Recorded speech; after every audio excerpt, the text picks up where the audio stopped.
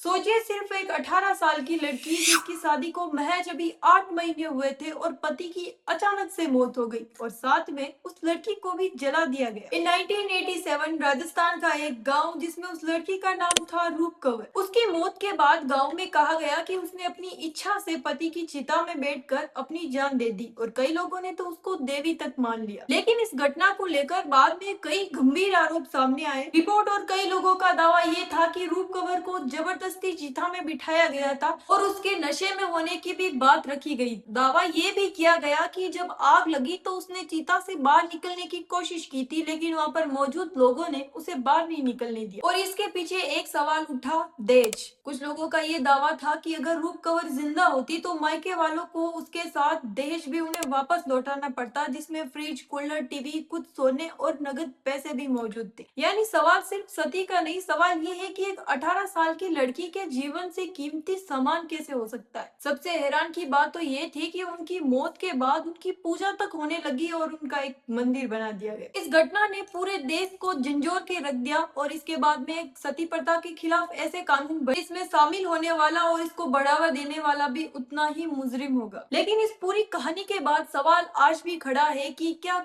अगर पत्नी पहले मर जाती तो कोई गांव 18 साल के पति को बोलता कि उसकी चिता में बैठ जा? शायद नहीं। यही सवाल हमें सोचने पर मजबूर करता है कि समाज जिसको परंपरा कह रहा था, क्या वाकई में वो एक परंपरा थी या समाज का एक लड़की पर अत्याचार? आपकी क्या राय है कमेंट में जरूर बताना और ऐसे वीडियो जानने के लिए आप हमारे चैनल को सब्सक्राइब और आईडी को फॉलो भी कर सकते हो।